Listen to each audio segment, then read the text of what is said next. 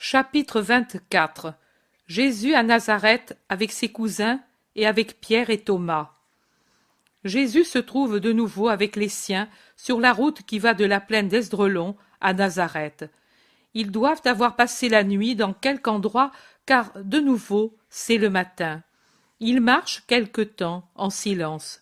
Jésus seul en avant, puis Jésus avec Pierre et Simon qu'il a appelé à lui, et puis tous ensemble jusqu'à un carrefour où la route de Nazareth coupe une route qui va vers le nord-est. Maintenant, les montagnes sont proches des deux côtés. Jésus fait signe de rester silencieux à ceux qui parlent et il dit : Maintenant, nous allons nous séparer. Moi, je vais à Nazareth avec mes frères, avec Pierre et Thomas.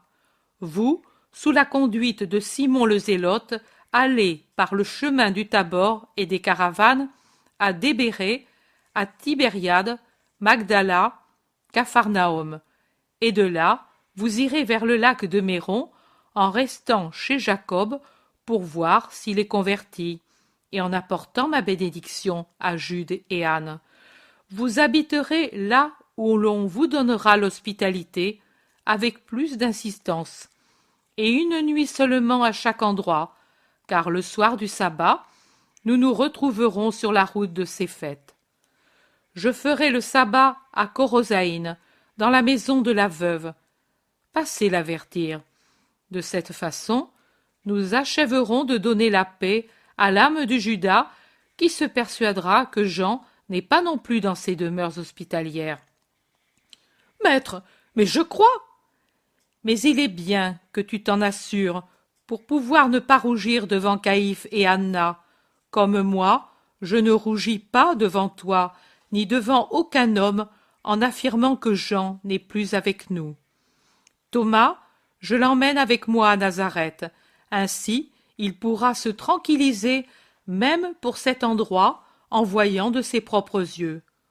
Thomas répond : Mais moi, maître, que veux-tu que cela m'importe ?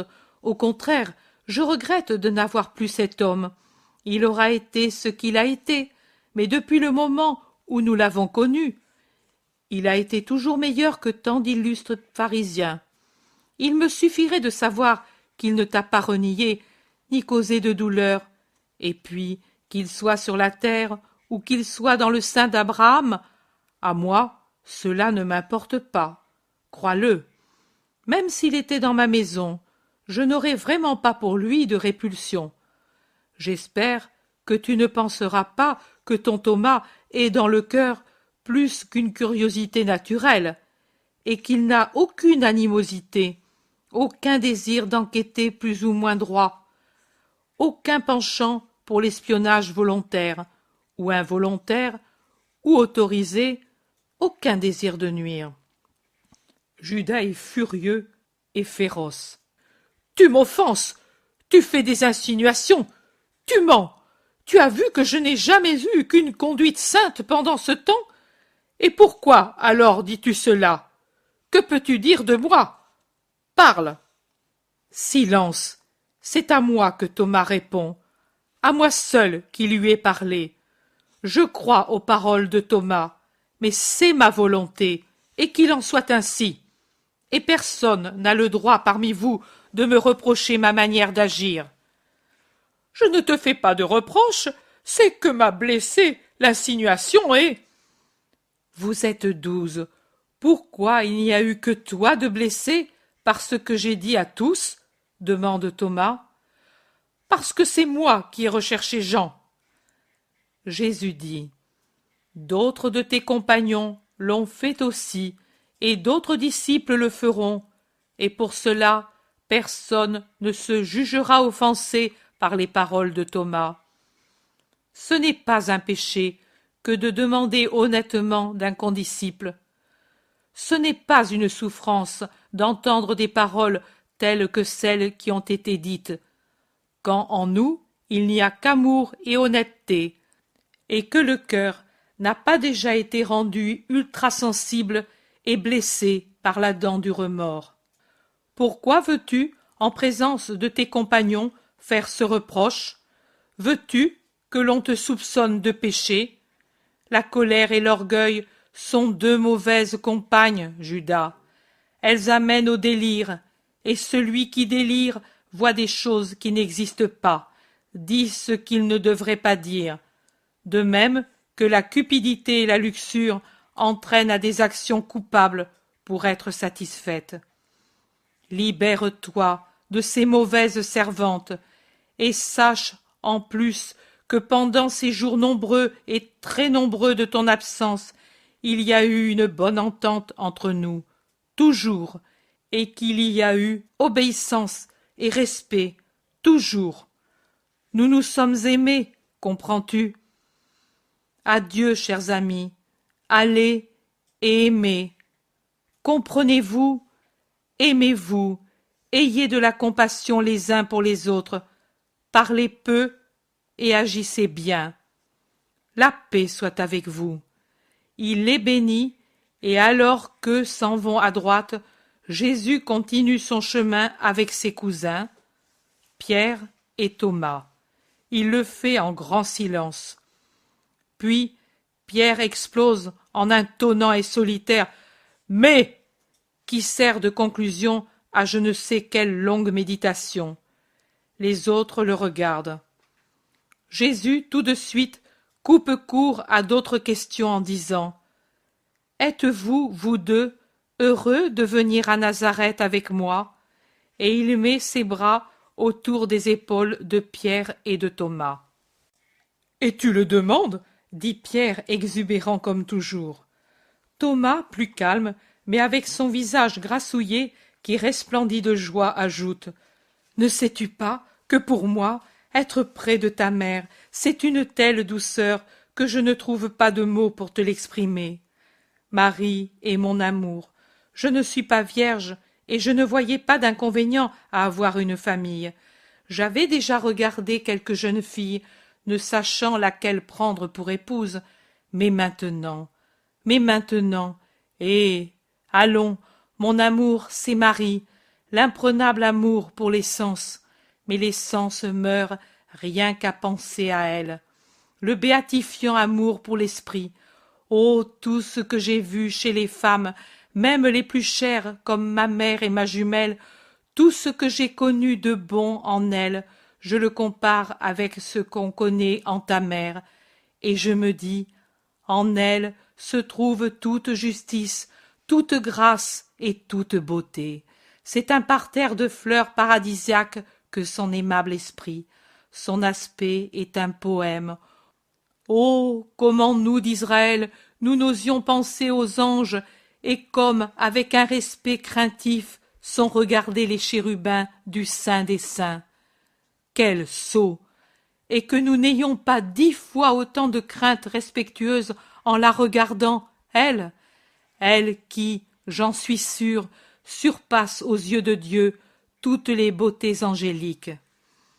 Jésus regarde l'énamouré de sa mère, qui semble pour ainsi dire se spiritualiser, tant ses sentiments envers Marie changent l'expression débonnaire de son visage. Eh bien, nous resterons quelques heures avec elle. Nous y resterons jusqu'à après-demain. Ensuite, nous irons à Tibériade voir les 2 enfants et prendre une barque pour Capharnaüm. Pierre demande « Et à Bethsaïda ?»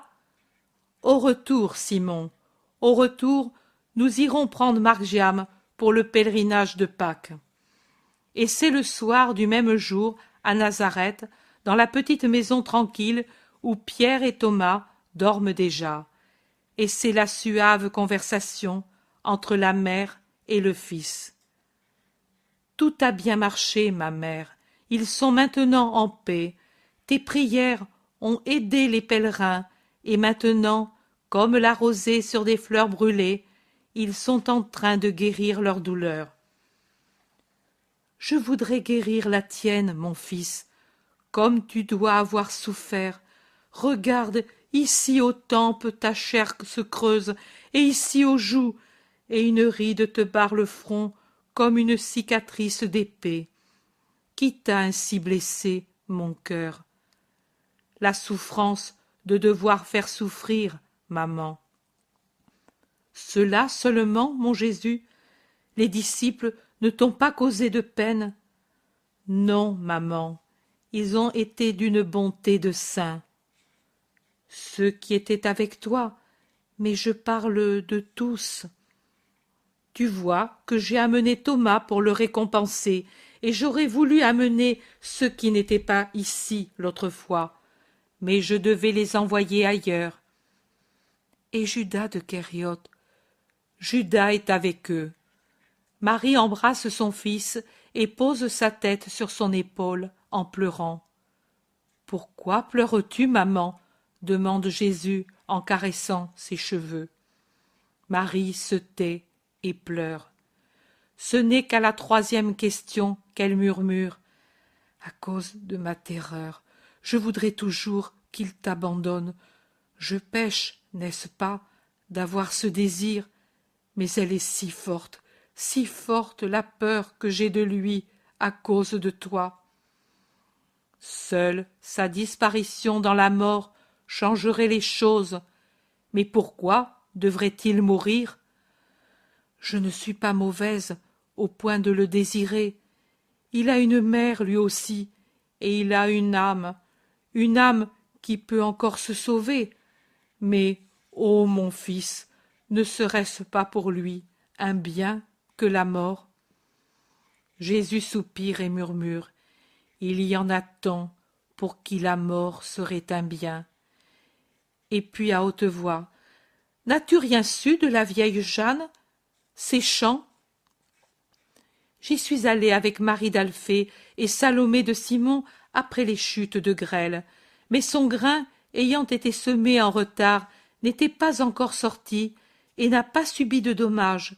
Il y a 3 jours, Marie retournait voir. Elle dit que cela semble un tapis, les plus beaux champs de la région. Rachel va bien, et la petite vieille est heureuse. Marie d'Alphée est contente à présent que Simon est tout à fait pour toi. Demain, certainement, tu le verras. Il vient chaque jour. Aujourd'hui, il était à peine parti quand tu es arrivé. Tu sais, personne ne s'est aperçu de rien. Quelqu'un aurait parlé s'il s'était aperçu qu'ils étaient ici. Mais si tu n'es pas vraiment fatigué, dis-moi leur voyage. Et Jésus raconte tout, sauf sa souffrance dans la grotte de Jiphtaël, à sa mère attentive. Chapitre 25. La femme courbée de Corosaïne. Jésus est dans la synagogue de Corosaïne qui se remplit de gens. Les notables de l'endroit doivent avoir insisté pour que Jésus y enseigne ce jour de sabbat. Je le comprends d'après leur raisonnement et les réponses de Jésus.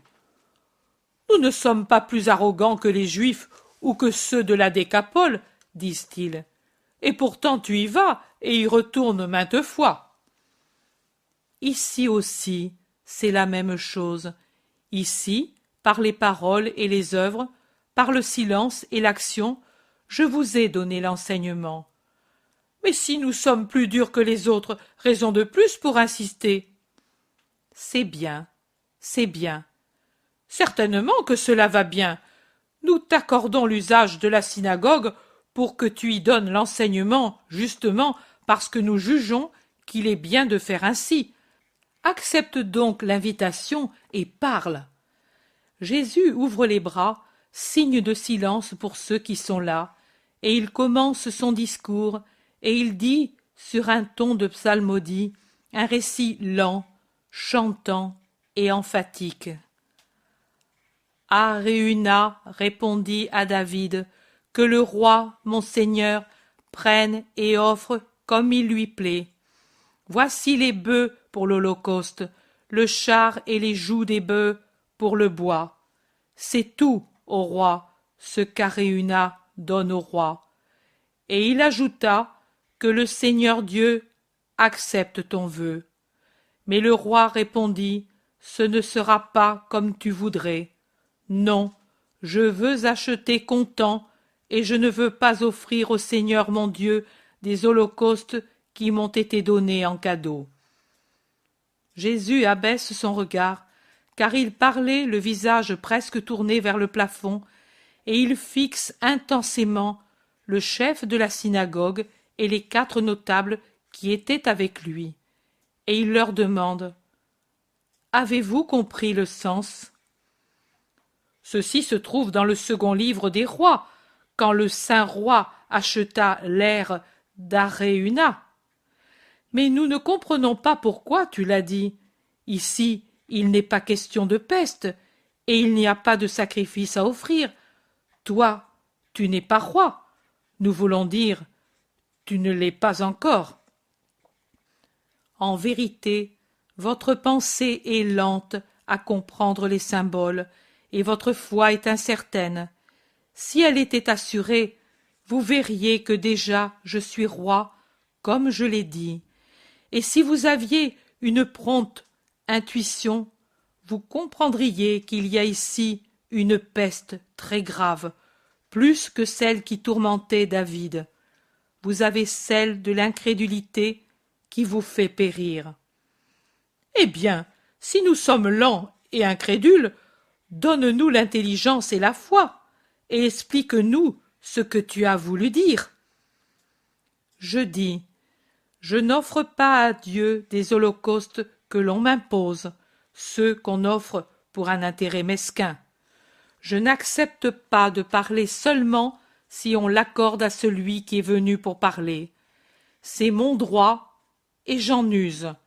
Sous le soleil ou entre 4 murs, sur la cime des monts ou au fond des vallées, sur la mer ou assis sur les bords du Jourdain, partout j'ai le droit et le devoir d'enseigner et d'acquérir les seuls holocaustes qui soient agréables à Dieu, les cœurs convertis et rendus fidèles par ma parole. Ici, vous de Corosaïne, vous avez accordé au Verbe la parole, non par respect ou par foi, mais parce que vous avez dans le cœur une voix qui vous torture comme le ver qui ronge le bois. Cette punition de la gelée, c'est à cause de la dureté de notre cœur. Et vous voulez réparer pour la bourse, non pour l'âme. Ô Corosaïne, païenne et entêtée! Mais ce n'est pas Corosaïne tout entière qui est ainsi.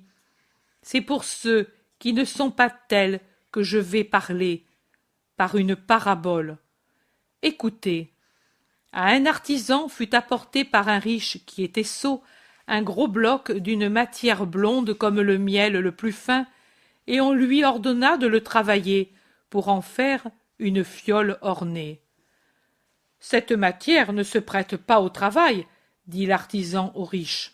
« Tu vois, elle est molle, élastique. Comment puis-je la sculpter et la modeler ?»« Comment? Elle n'est pas bonne? C'est une résine précieuse, et un de mes amis en a une petite amphore dans laquelle son vin acquiert une précieuse saveur. Je l'ai payé au poids de l'or pour avoir une amphore plus grande et mortifier ainsi mon ami qui vante la sienne. Fais-la moi, et tout de suite, ou bien je dirai que tu es un artisan incapable. Mais celle de ton ami ne serait-elle pas d'albâtre blond? Non, elle est de cette matière. Ne serait-elle pas d'ambre fin? Non, elle est de cette matière. Elle est peut-être, admettons-le, de la même matière, mais rendue compacte, durcie par l'effet des siècles ou le mélange avec d'autres matières qui l'ont solidifiée. Demande-le lui, et reviens me dire comment la sienne a été faite. Non, il me l'a vendue lui-même en me certifiant que c'est ainsi qu'il faut l'employer. Et alors, il t'a escroqué pour te punir de l'envie que tu avais de sa belle amphore. Attention à tes paroles, travaille ou je te punirai en t'enlevant l'atelier qui n'a pas une valeur comparable avec celle de cette résine extraordinaire. L'artisan, désolé, se mit au travail. Il en faisait de la pâte, mais la pâte lui collait aux mains. Il essayait d'en solidifier un morceau avec des mastiques et des poudres, mais la résine perdait sa transparence dorée. Il la portait près du creuset, espérant que la chaleur la durcirait, mais, en s'arrachant les cheveux, il devait l'enlever parce qu'elle se liquéfiait. Il envoya prendre de la neige gelée sur la cime de l'Hermon et l'y plongea. Elle se durcissait, elle était belle, mais elle ne se modelait plus. « Je vais la modeler avec le ciseau, dit-il. » Mais au premier coup de ciseau, la résine vola en éclats. L'artisan, tout à fait désespéré, déjà convaincu que rien ne pouvait permettre de travailler cette matière, tenta un dernier essai. Il ramassa les morceaux, les rendit de nouveau liquides à la chaleur du fourneau, les congela de nouveau avec la neige, mais légèrement, et dans la masse à peine ramollie, il essaya de travailler avec le ciseau et la spatule. Elle se modelait, oh oui, mais à peine enlevé le ciseau et la spatule, elle revenait à sa forme première, comme si cela avait été la pâte du pain gonflée dans le pétrin. L'homme s'avoua vaincu, et pour fuir les représailles du riche et échapper à la ruine, pendant la nuit, il mit sur un char sa femme, ses enfants, ses objets, ses instruments de travail, et il laissa au milieu de son atelier, qu'il laissait vide, la masse blonde de la résine, avec dessus un écriteau et l'inscription « Impossible à travailler », et il s'enfuit hors des frontières. J'ai été envoyé pour travailler les cœurs, pour y faire entrer la vérité et le salut. Il m'est venu dans les mains des cœurs de fer, de plomb, d'étain, d'albâtre, de marbre, d'argent, d'or, de jaspe, de gemme, des cœurs durs, des cœurs sauvages, des cœurs trop tendres, des cœurs changeants, des cœurs endurcis par la souffrance, des cœurs précieux, toutes sortes de cœurs.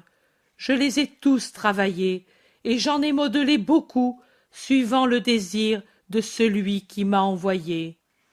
Certains m'ont blessé pendant que je les travaillais, d'autres ont préféré se briser que de se laisser travailler à fond, mais peut-être qu'avec la haine, ils garderont toujours un souvenir de moi.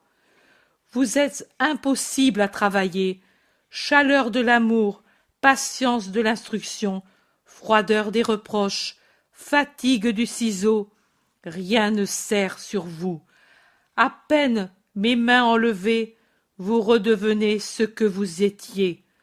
Vous devriez faire une seule chose pour changer, vous abandonner totalement à moi. Vous ne le faites pas, vous ne le ferez jamais. Le travailleur, désolé, vous abandonne à votre destin. Mais, comme il est juste, il ne vous abandonne pas tous de la même manière. Dans sa désolation, il sait choisir encore ceux qui méritent son amour, et il les réconforte et les bénit. « Femme, viens ici, » dit-il en montrant du doigt une femme qui se tient près du mur, courbée, au point de paraître un point d'interrogation. Les gens regardent dans la direction qu'indique Jésus, mais ne voient pas la femme qui, à cause de sa position, ne peut voir Jésus et sa main. « Va donc, Marthe, il t'appelle, » lui disent plusieurs, et la malheureuse s'en va en boitant avec son bâton, à la hauteur duquel se trouve sa tête. Elle est maintenant devant Jésus qui lui dit « Femme, reçois un souvenir de mon passage et une récompense pour ta foi silencieuse et humble. Sois délivrée de ton infirmité, crie-t-il en dernier lieu, en lui mettant ses mains sur les épaules. Tout à coup, la femme se lève et, droite comme un palmier, lève le bras en criant « Hosanna, il m'a guéri ! Il a regardé sa servante fidèle et lui a accordé son bienfait. Louange soit au Sauveur et Roi d'Israël. Hosanna au fils de David. » Les gens répondent avec les leurs au Hosanna de la femme qui maintenant est à genoux aux pieds de Jésus et qui baise le bord de son vêtement pendant que Jésus lui dit « Va en paix et persévère dans la foi. » le chef de la synagogue, que doivent encore brûler les paroles dites par Jésus avant la parabole, veut jeter son venin à cause du reproche et s'écrie avec indignation pendant que la foule s'ouvre pour laisser passer la miraculée. Il y a 6 jours pour travailler, 6 jours pour demander et pour donner. Venez donc ces jours-là, tant pour demander que pour donner. Venez guérir ces jours-là, sans violer le sabbat, pécheurs et mécréants, corrompus et corrupteurs de la loi. Et il cherche à expulser tout le monde de la synagogue, comme pour chasser la profanation du lieu de prière. Mais Jésus, qui le voit aidé par les 4 notables déjà mentionnés et par d'autres disséminés dans la foule qui manifestent ouvertement leur scandale et la souffrance qu'ils éprouvent du crime de Jésus, crie à son tour, alors que les bras croisés, sévères, imposants, il le regarde. Hypocrite, qui de vous, en ce jour, n'a pas détaché son bœuf ou son âne de la mangeoire et ne l'a pas mené boire? Et qui n'a pas porté des bottes d'herbe aux brebis du troupeau et n'a pas trait le lait des mamelles pleines? Pourquoi donc, puisque vous avez 6 jours pour le faire, l'avez-vous fait aujourd'hui aussi pour quelques deniers de lait ou par crainte que votre bœuf ou votre âne ne meure de soif? Et moi, je ne devais pas délier cette femme des chaînes par lesquelles Satan l'a tenue pendant 18 ans, uniquement parce que c'est le sabbat? Allez, moi, j'ai pu délier celle-ci de son malheur involontaire, mais je ne pourrai jamais vous détacher des vôtres qui sont volontaires, ô ennemis de la sagesse et de la vérité. Les gens honnêtes de Corosaïne, qui sont parmi ceux nombreux qui ne le sont pas, approuvent et louent, alors que les autres, livides de rage, s'en vont, laissant en plan le chef livide de la synagogue. Jésus aussi le laisse seul et sort de la synagogue, entouré par les bons qui continuent à l'escorter jusqu'à ce qu'il ait rejoint la campagne. Alors il les bénit une dernière fois et prend la grande route avec ses cousins et aussi Pierre et Thomas. Chapitre 26. Le figuier stérile, en allant sur la route de Séphet. La route qui mène à Séphet quitte la plaine de Corosaïne pour monter vers un groupe de montagnes assez important et très garni de végétation. Un cours d'eau descend de ces montagnes et se dirige certainement vers le lac de Tibériade. Les pèlerins attendent au pont où doivent arriver les autres envoyés au lac de Méron. En effet, ils n'attendent pas longtemps. Ponctuels au rendez-vous, ils arrivent vivement et se joignent joyeusement au maître et aux compagnons en rapportant comment s'est déroulé leur voyage, béni par certains miracles faits à tour de rôle par tous les apôtres, disent-ils. Mais Judas de Kériote rectifie, excepté par moi, qui n'ai réussi à rien. Et il lui est très pénible d'avouer cette chose qui le mortifie. Jacques de Zébédée lui répond, nous t'avons dit que c'était parce que nous étions en présence d'un grand pécheur. Et il explique, tu sais, maître, c'était Jacob, très malade, et c'est pour cela qu'il t'appelle, car il a peur de la mort et du jugement de Dieu. Mais il est plus avare que jamais, maintenant qu'il prévoit un vrai désastre pour ses récoltes complètement abîmées par la gelée. Il a perdu tout le grain de semences, et il ne peut en semer d'autres car il est malade, et sa servante est épuisée de fatigue et de faim. En effet, il économise même la farine pour le pain, pris comme il l'est par la peur d'être un jour sans manger, et la servante n'arrive pas à cultiver le champ. Nous avons peut-être péché. En effet, nous avons travaillé tout le vendredi, et après le crépuscule, jusqu'à la dernière heure du jour, et même avec des flambeaux et des feux allumés pour y voir. Nous avons cultivé une grande surface de terrain.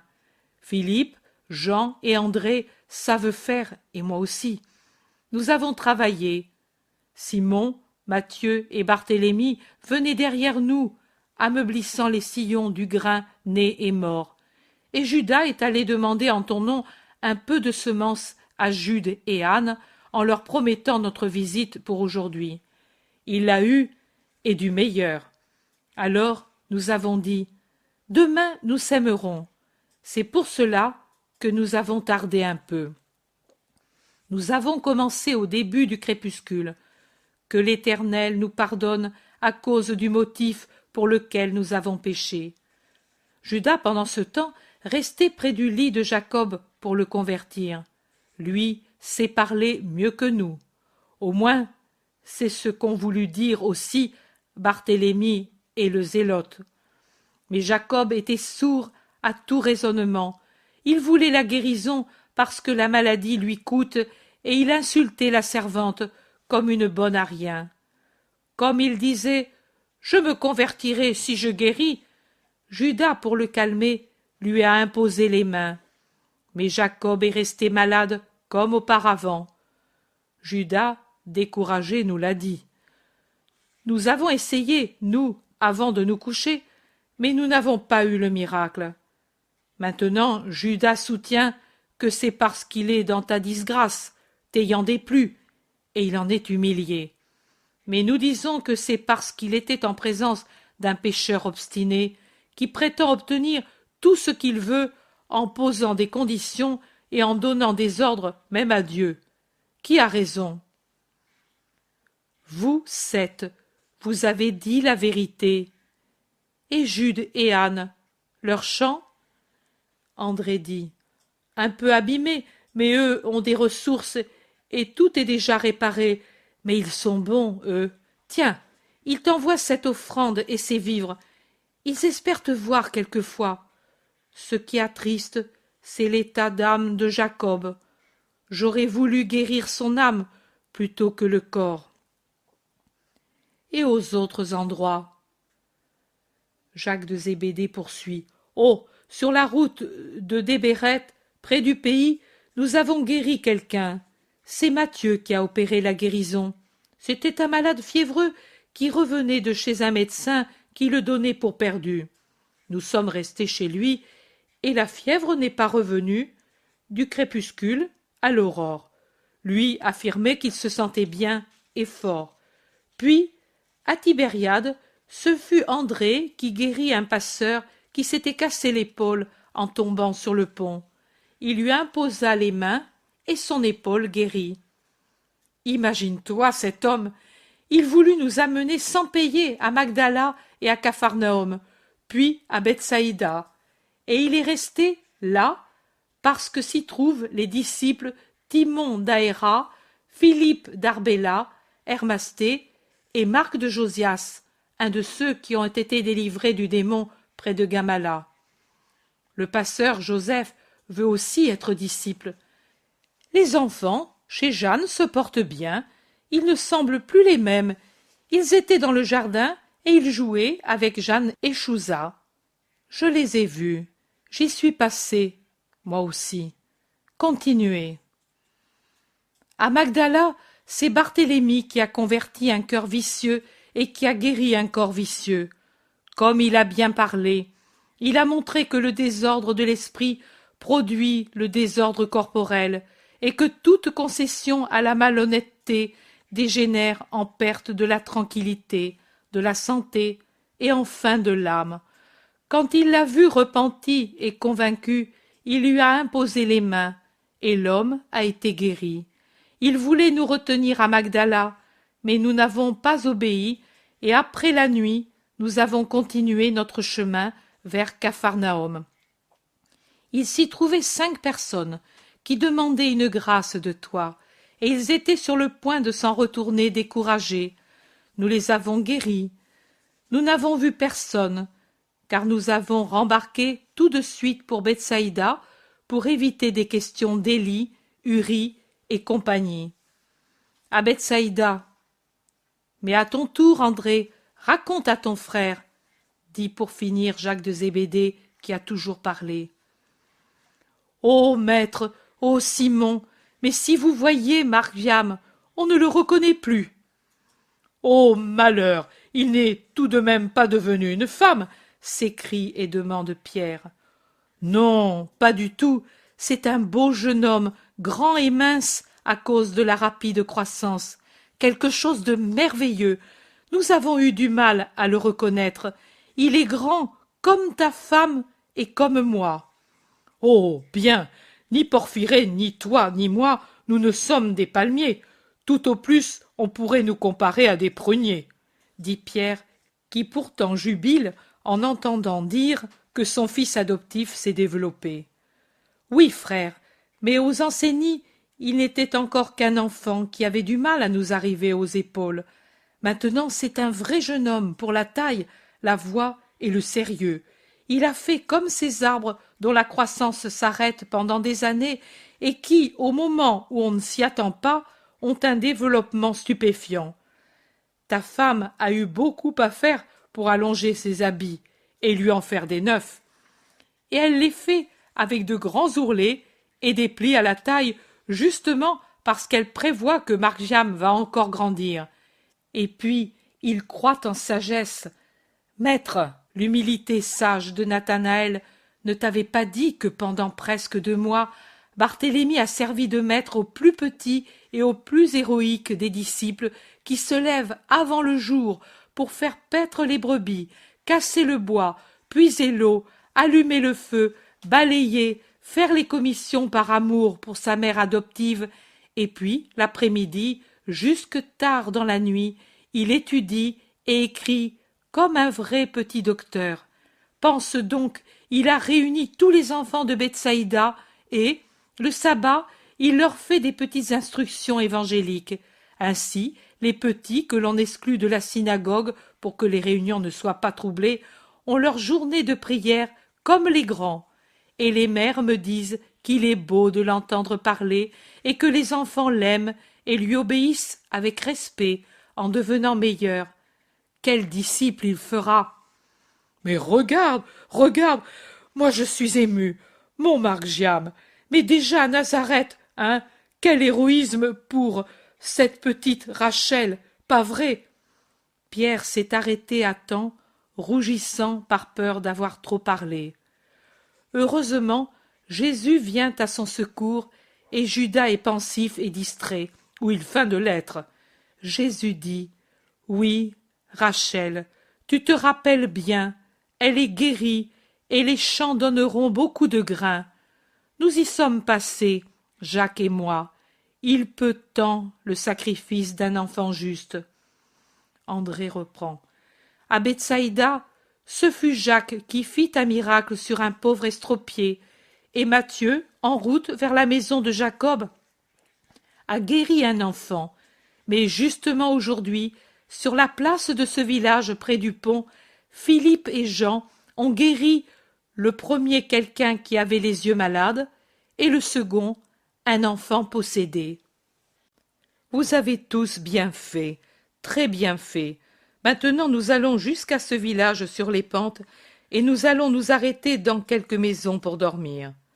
Jean demande, « Et toi, mon maître, qu'as-tu fait? Comment va Marie? Et l'autre Marie? » Elles vont bien, et vous saluent tous. Elles sont en train de préparer des vêtements et ce qu'il faut pour le pèlerinage de printemps, et elles sont impatientes de le faire pour rester avec nous. Suzanne et Jeanne aussi, et notre mère, ont la même anxiété, dit toujours Jean. Barthélemy dit, « Ma femme aussi, avec ses filles, veut venir cette année, après tant d'années à Jérusalem. Elle dit que jamais plus ce ne sera beau comme cette année. » Je ne sais pourquoi elle le dit, mais elle soutient qu'elle le sent dans son cœur. Philippe dit, « Certainement, alors la mienne aussi viendra. Elle ne me l'a pas dit, mais ce que fait Anne, Marie le fait toujours. » Simon le Zélote demande, « Et les sœurs de Lazare, vous qui les avez vues ?» Thomas dit, « Elles obéissent en souffrant à l'ordre du Maître et à la nécessité. Lazare est très souffrant, n'est-ce pas, Judas? Il est presque toujours couché, mais elles attendent le Maître avec beaucoup d'anxiété. » Mais Pâques va bientôt arriver, et nous irons chez Lazare. Mais qu'as-tu fait à Nazareth et à Korosaïn? À Nazareth, j'ai salué les parents et les amis et les parents des 2 disciples. À Korosaïn, j'ai parlé dans la synagogue et j'ai guéri une femme. Nous avons séjourné chez la veuve qui a perdu sa mère. Une douleur et en même temps un soulagement à cause du peu de ressources et du temps que lui prenaient les soins donnés à l'infirme qui empêchait la veuve de travailler. Elle s'est mise à filer pour le compte des autres, mais elle n'est plus désespérée. Elle est assurée du nécessaire et elle en est satisfaite. Joseph va chaque matin chez un menuisier du puits de Jacob pour apprendre le métier. Matthieu demande: sont-ils meilleurs, ceux de Korosaïn? Non, Matthieu, ils sont de plus en plus mauvais, reconnaît franchement Jésus, et ils nous ont maltraités, les plus puissants naturellement, pas le simple peuple. Philippe dit: c'est vraiment un mauvais endroit, il ne faut plus y aller. Ce serait une souffrance pour le disciple Élie, et pour la veuve, et pour la femme guérie aujourd'hui, et pour ceux qui sont bons. Thomas dit: oui, mais ils sont si peu nombreux que moi je ne m'occuperai plus de cet endroit. Tu l'as dit, impossible de les travailler. La résine est une chose, et autre chose sont les cœurs. Il en restera quelque chose comme une semence enfouie sous des mottes, et des mottes très compactes. Il faudra beaucoup de temps pour que cela perce, mais finalement cela percera. Ainsi de Korosaïn. Un jour naîtra ce que j'ai semé. Il ne faut pas se lasser aux premières défaites. Écoutez cette parabole. On pourrait l'intituler la parabole du bon cultivateur. Un riche avait une grande et belle vigne dans laquelle se trouvaient des figuiers de différentes qualités.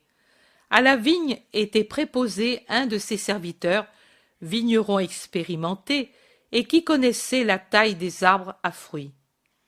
Il faisait son devoir par amour pour son maître et pour les arbres.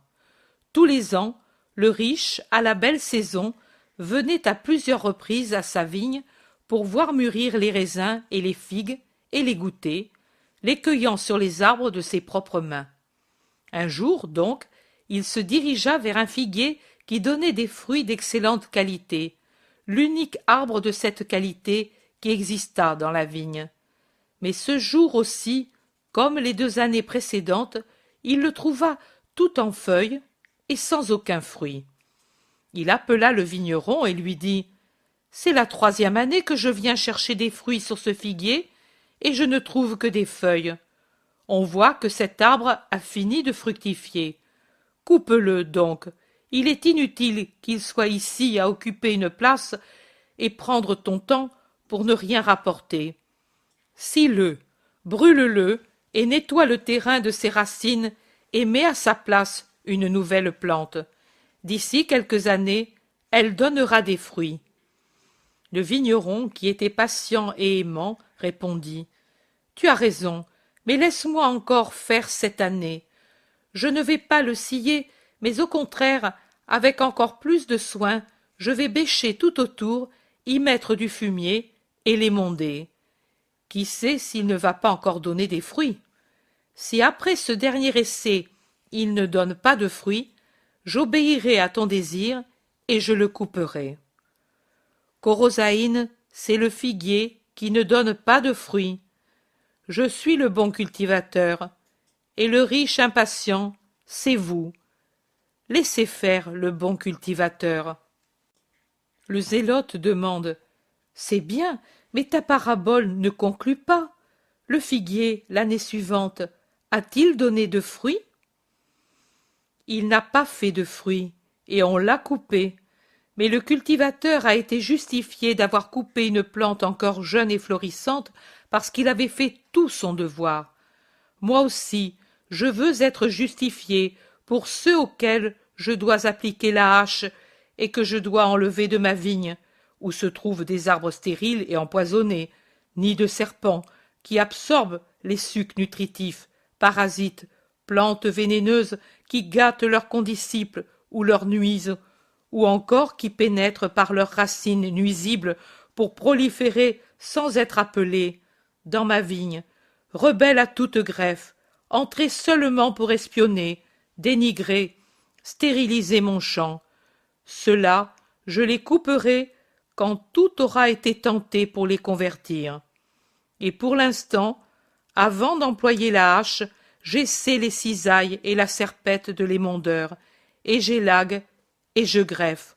Oh, ce sera un travail dur pour moi qui le fais, pour ceux qui le subiront, mais il faut le faire pour que l'on puisse dire au ciel: il a tout fait, mais eux sont devenus toujours plus stériles et plus mauvais. Puis il les a émondés, greffés, déchaussés, fumés, suant à force de fatigue et pleurant des larmes de sang. Nous voici au village, allez tous en avant chercher un logement. Toi, Judas de Kériote, reste avec moi. Ils restent seuls, et dans la pénombre du soir, ils avancent l'un près de l'autre dans le plus grand silence. Enfin Jésus dit, comme s'il se parlait à lui-même: et pourtant, même si on est tombé dans la disgrâce de Dieu en contrevenant à sa loi, on peut toujours redevenir ce qu'on était, en renonçant au péché. Judas ne répond rien. Jésus reprend: et si on a compris qu'on ne peut avoir le pouvoir de Dieu parce que Dieu n'est pas là où se trouve Satan, on peut facilement y remédier, en préférant ce que Dieu accorde à ce que veut notre orgueil. Judas se tait. Ils sont déjà à la première maison du village. Jésus, comme s'il se parlait toujours à lui-même, dit: et pensez que j'ai souffert une dure pénitence pour qu'il se repente et revienne à son Père. Judas sursaute, lève la tête, le regarde, mais ne dit rien. Jésus aussi le regarde, et puis il demande: Judas, à qui je parle? À moi, maître, c'est à cause de toi que je n'ai plus de pouvoir, car tu me l'as enlevé pour en donner davantage à Jean, à Simon, à Jacques, à tous, excepté à moi. Tu ne m'aimes pas, voilà, et je finirai par ne pas t'aimer et par maudire l'heure où je t'ai aimé, en me ruinant aux yeux du monde pour un roi qui ne sait pas combattre, qui se laisse dominer même par la plèbe. Ce n'est pas ce que j'attendais de toi.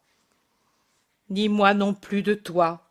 Mais je ne t'ai jamais trompé, moi, et je ne t'ai jamais contraint. Pourquoi donc restes-tu à mes côtés? Parce que je t'aime. Je ne peux plus me séparer de toi. Tu m'attires et me dégoûtes. Je te désire comme l'air pour respirer, et tu me fais peur. Ah, je suis maudit, je suis damné. Pourquoi tu ne chasses pas le démon, toi qui le peux?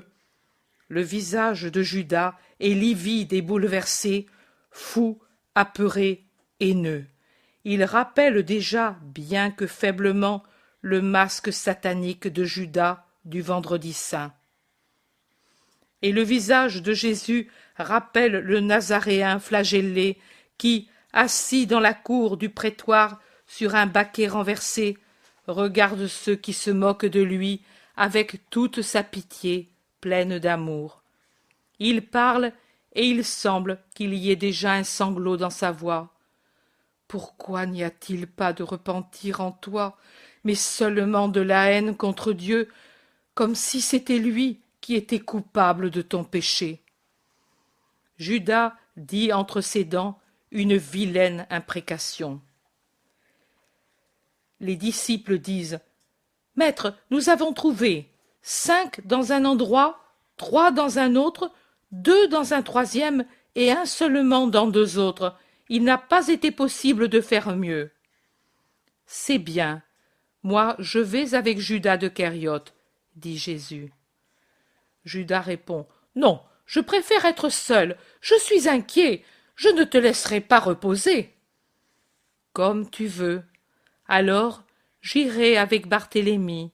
Vous, vous ferez ce que vous voudrez. En attendant, allons où il y a le plus de place pour pouvoir souper ensemble. Chapitre 27. En allant vers Meyron. Une belle aurore de printemps teint le ciel de rose et égaie les collines. Les disciples s'en réjouissent entre eux alors qu'ils se groupent au début du village en attendant les retardataires. Le premier jour qu'il ne fait pas froid après les chutes de grêle, dit Matthieu en se frottant les mains. André s'exclame. Il fallait bien qu'ils viennent. Nous sommes à la nouvelle lune d'Adar. Philippe commente. Bien, bien, si on devait aller sur les montagnes avec le froid des jours derniers. André demande. Mais où va-t-on ensuite? Jacques de Zébédée lui répond. Qui sait? D'ici, on va à Céphète ou à Maëron. Mais ensuite, et il se tourne pour le demander aux deux fils d'Alphée, est-ce que vous savez, vous, où l'on va? Jude d'Alphée dit laconiquement. Jésus a dit qu'il veut aller vers le nord, rien de plus. Encore une fois, à la prochaine lune, on doit commencer le pèlerinage de Pâques, dit Pierre, sans beaucoup d'enthousiasme. Le Thaddée réplique. Nous y arriverons bien à temps. Oui, mais pas de repos à Bethsaïda. Philippe répond. Nous y passerons certainement pour prendre les femmes et Margiam. Jean dit. Ce dont je vous prie, c'est de ne pas vous montrer ennuyé, nonchalant ou autre chose. Jésus est très affligé. Hier soir il pleurait. Je l'ai trouvé qui pleurait pendant que nous préparions le souper. Il ne priait pas dehors sur la terrasse comme nous le pensions, mais il pleurait. Pourquoi? Le lui as-tu demandé? disent-ils tous. Oui, mais il m'a seulement dit aime-moi, Jean. Peut-être c'est pour ceux de Corosaïne. Le zélote qui arrive dit le maître arrive avec Barthélemy. Allons à leur rencontre. Ils y vont tout en continuant leur conversation. Matthieu dit ou à cause de Judas, hier soir ils étaient restés seuls. Philippe observe. Oui, et Judas avait déclaré auparavant qu'il était inquiet et qu'il ne voulait personne avec lui. Jean soupire. Même avec le maître, il n'a pas voulu rester. Et moi qui y serais resté si volontiers. Moi aussi, disent tous les autres. Le Thaddée dit péremptoirement. Cet homme ne me plaît pas. Ou bien il est malade, ou ensorcelé, ou fou, ou possédé. Il a quelque chose. Thomas affirme. Et pourtant, croyez-le, pendant le voyage de retour, il a été exemplaire. Il a toujours défendu le maître et les intérêts du maître comme personne de nous ne l'a jamais fait. Moi je l'ai vu, je l'ai entendu, et j'espère que vous ne douterez pas de ma parole. André demande. Tu penses que l'on ne te croit pas? Mais non, Thomas, et cela nous fait plaisir que Judas soit meilleur que nous.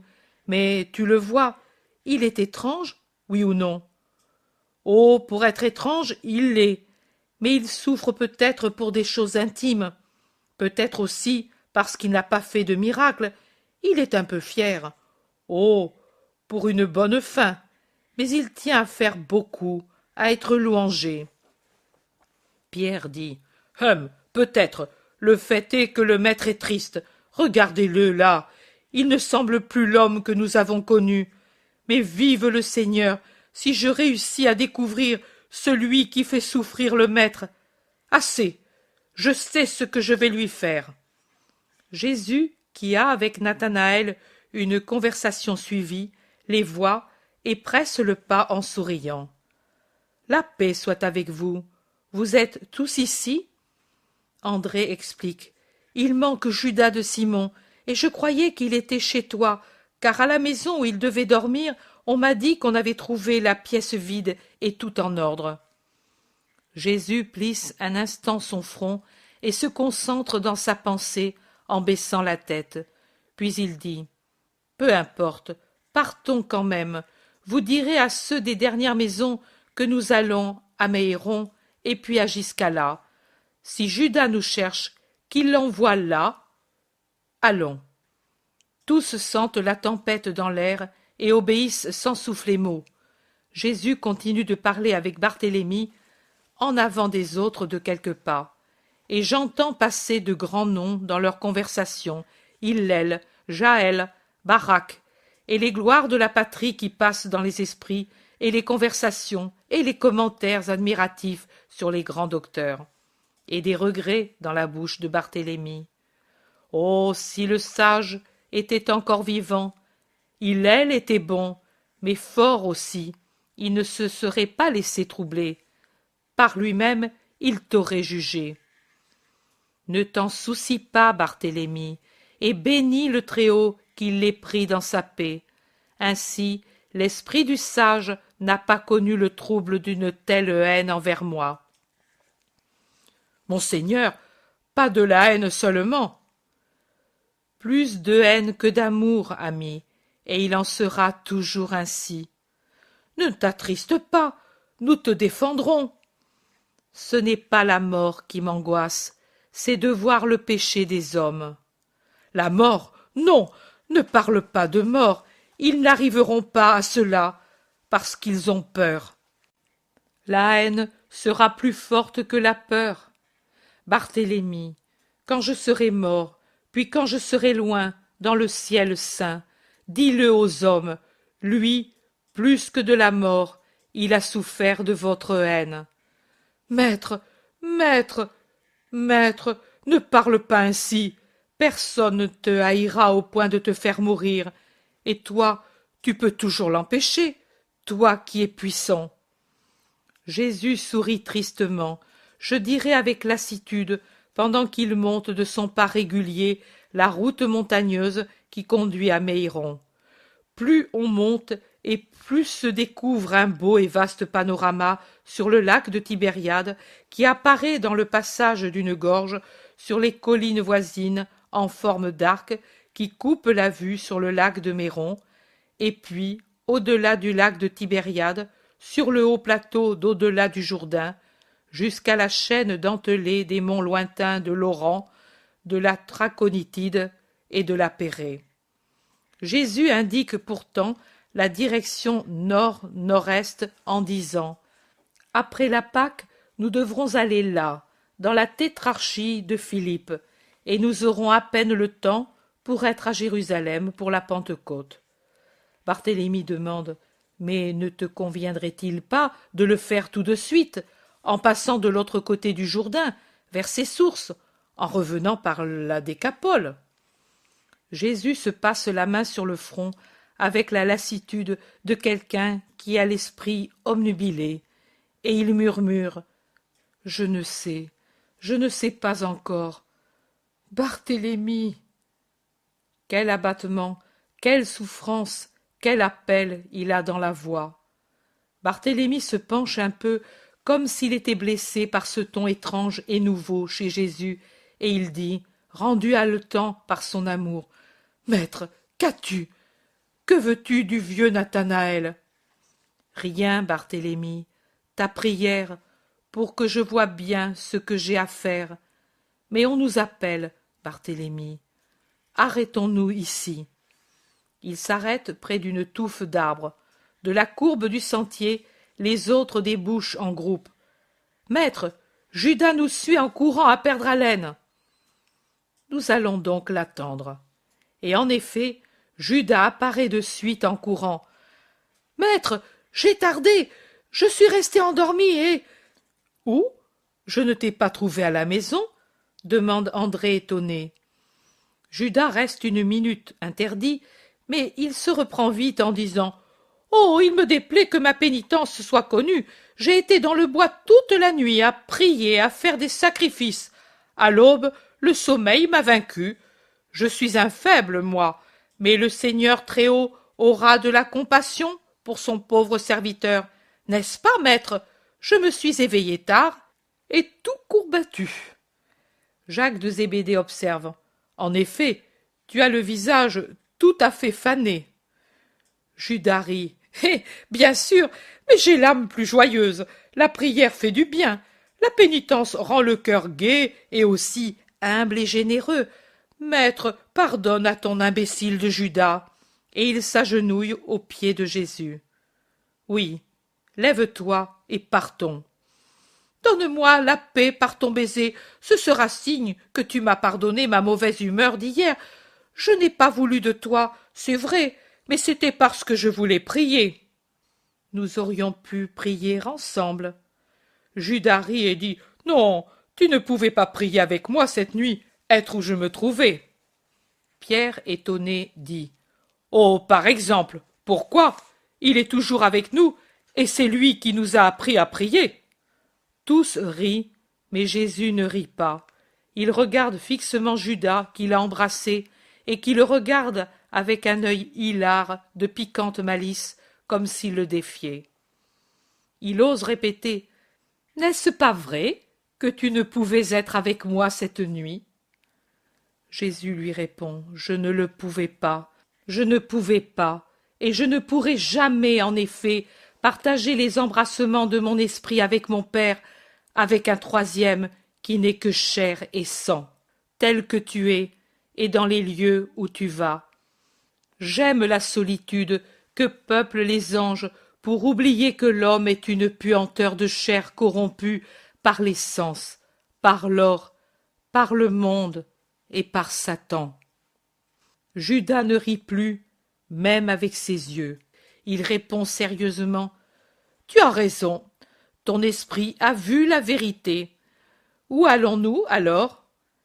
Vénérer les tombes des grands et des héros d'Israël. » Plusieurs disent « Quoi? Comment? Mais Gamaliel ne t'aime pas, mais les autres te haïssent. » Peu importe, je m'incline sur la tombe des justes qui attendent la rédemption. Je vais dire à leurs ossements, bientôt celui qui donna la respiration à votre esprit sera au royaume des cieux, tout prêt à descendre de là au dernier jour pour vous faire revivre éternellement dans le paradis.